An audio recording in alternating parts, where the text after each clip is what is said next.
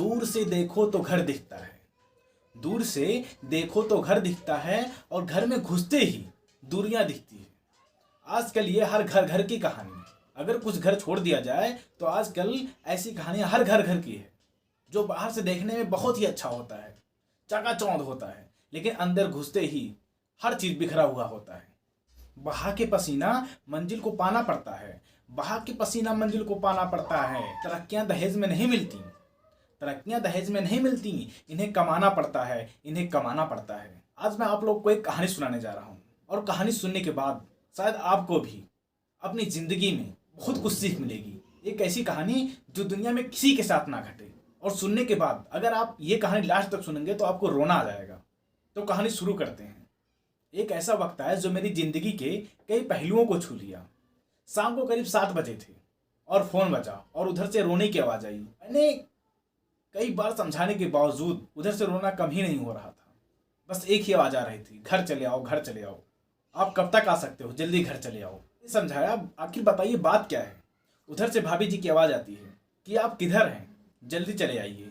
इधर से पूछ रहा हूँ कि भाई साहब कहाँ हैं, माता जी कहाँ हैं, और बच्चे कहाँ, हुआ क्या है बताओ तो सही। मैंने बोला 1 घंटे लगेंगे, और 1 घंटे के बाद जैसे ही मैं घर पे पहुंचा तो देखा भाई साहब बैठे हैं जो कि एक जज हैं, और उनकी पत्नी का रोना धोना चालू हुआ है, और बच्चे भी विनम्रता की भाव से देख रहे हैं। ऐसे लग रहा था कि जैसे जिंदगी ही उजड़ गई हो, जैसे घर ही टूट गया हो।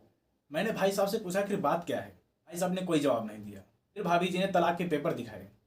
तलाक के पेपर दिखाते ही मैंने बोला ये कैसे हो सकता है, इतनी अच्छी फैमिली है, वेल सेटल्ड है, 2 बच्चे हैं, बीवी हैं, माँ है, और क्या चाहिए जिंदगी में। आखिर क्या प्रॉब्लम थी कि तलाक देना पड़ रहा था। मैंने बच्चों से पूछा दादी कहाँ है, तो बच्चों ने बताया पापा ने 3 दिन पहले नोएडा के वृद्धाश्रम में दादी को शिफ्ट कर दिया है। मैंने नौकर से कहा मेरे और भाई साहब के लिए चाय बना के ले आओ। कुछ देर में चाय आई। मैंने भाई साहब को मनाने की कोशिश की कि चाय पी लीजिए, लाख मनाने के बावजूद भी चाय नहीं पिए, और कुछ ही देर बाद बच्चों की तरफ फुट फुट कर रोने लगे। बोले मैं 3 दिन से कुछ नहीं खाया हूँ, मैं अपने 61 साल की माँ को कुछ लोगों के हवाले करके आया हूँ। बोले पिछले साल से ही माँ को लेकर बड़ी प्रॉब्लम होने लगी, रोज रोज का झगड़ा लड़ाई होने लग गया। बीबी ने साफ इनकार कर दिया कि मम्मा का ध्यान नहीं रख सकती, यहाँ तक कि कुछ दिनों से उनसे बोलना तक भी नहीं सोचा। ना ही मेरे बच्चे बात करते, ना ही बीवी बात करती, यहाँ तक कि नौकर भी उनकी कोई भी बात नहीं सुनने के लिए तैयार थे।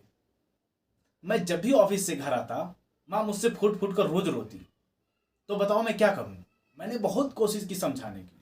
माँ ने मुझसे 10 दिन पहले ही बोल दिया था कि बेटा मुझे वृद्धाश्रम छोड़ा। इसके बावजूद भी कोई तैयार नहीं था उनको रोकने के लिए, क्योंकि लोगों को आज़ादी चाहिए थी। जब मैं 2 साल का था, जहां भी काम करती थी, दूसरों के घर बर्तन मांजना, कपड़े धुलना, लेकिन फिर भी मुझे अपने साथ रखती थी। कुछ लोगों ने बताया तुम्हारी माँ जहां जहां जाती थी अपने साथ लेकर जाती थी, कहीं बच्चे को कोई प्रॉब्लम ना हो जाए। और आज मैं उसी माँ को एक वृद्धाश्रम में छोड़ के आया हूँ। पिछले 3 दिनों से मैं माँ के दुखों को याद करके रो रहा हूँ, तड़प रहा हूँ। मुझे आज भी वो दिन याद है जब मैं 10th क्लास में अपीयर होने वाला था। माँ मेरे साथ रात भर बैठा करती थी कि कहीं मेरे बच्चे को कुछ जरूरत तो नहीं पड़ेगी। एक बार जब मैं स्कूल से घर आता हूँ तो देखता हूँ माँ का शरीर बुखार से तप रहा होता है, और जब मैंने पूछा माँ कोई प्रॉब्लम है, तो माँ कहती है नहीं बेटा, खाना बना के आया तो इसलिए शरीर गर्म है। लोगों से पैसे लेकर मुझे दिल्ली यूनिवर्सिटी से LLB करवाया। मुझे ट्यूशन तक नहीं पढ़ाने देती थी कि कहीं मेरा ना हो जाए। कहते कहते रोने लगे। बोले जब मैं ऐसी माँ का नहीं हो सकता तो अपने 20 बच्चों का क्या होऊंगा, हम उनके शरीर के टुकड़े हैं। आज मैं उन लोगों के हवाले छोड़ के आया हूँ अपनी माँ को, जो ना उनकी बीमारियों के बारे में जानते हैं, ना उनके तकलीफों के बारे में जानते हैं, और ना उनके रहन सहन के बारे में जानते हैं। जब मैं ऐसे माँ के लिए कुछ नहीं कर सकता तो भला मैं औरों के लिए क्या कर सकता हूँ। अगर आज़ादी इतनी प्यारी है तो मैं आज़ाद करना चाहता हूँ। जब मैं बिना बाप के पल गया तो मेरे भी बिना बाप के पल जाएंगे, और मैं अपनी सारी प्रॉपर्टी इनके नाम करना चाहता हूँ, और कर दिया हूँ। और मैं तलाक देना चाहता हूँ, और मैं उस वृद्धाश्रम में माँ के साथ रह सकता हूँ। और मैं तलाक देना चाहता हूँ, कम से कम उस वृद्धाश्रम में मैं अपने माँ के साथ रह तो सकता हूँ, चैन से जी तो सकता हूँ, और इस तरह मुझे आदत भी पड़ जाएगी, माँ की तरह तकलीफें तो नहीं होंगी। और ये कहते कहते वो रोने लगे। करीबन रात के 12:30 बज रहे होंगे उस टाइम। मैंने भाभी के चेहरे को देखा, उनके भाव भी प्राश्चित और ग्लानि से भरे हुए थे। मैंने ड्राइवर से कहा चलो हम नोएडा चलेंगे। हम पूरी फैमिली नोएडा पहुंचे। हम वृद्धाश्रम पहुंचे। जैसे ही गेट खुला भाई साहब गेट कीपर का पैर पकड़कर रोने लगे। बोले हाँ मेरी माँ है, मैं अपनी माँ को लेने आया हूँ। गेट कीपर बोला भाई साहब आप क्या करते हैं और कौन है? उन्होंने बोला मैं एक जज हूँ।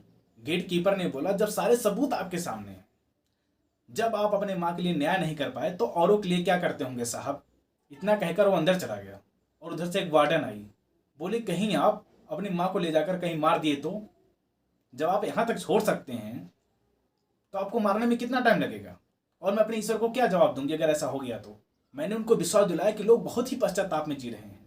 और जैसे ही हम पूरी फैमिली माँ के कमरे में गए तो देखें बिस्तर ब्लैंकेट होने के बावजूद भी माँ फर्श पर सिकुड़ी हुई सो रही थी। और हमें देखते ही उनका चेहरा खिल गया, वो गले लगकर रोने लगी। वो दृश्य बहुत देखने लायक था, वो दृश्य देखने लायक था। रोते रोते जब माँ मुस्कुरा रही थी, बोली बेटा मुझे कोई भी परेशानी नहीं है, बस तुम लोग सुखी से रहो, इससे ज़्यादा मेरे लिए क्या है। दोस्तों अगर ये कहानी आपको पसंद आई हो तो प्लीज़ लाइक सब्सक्राइब कमेंट करना ना भूलें। जय हिंद जय भारत।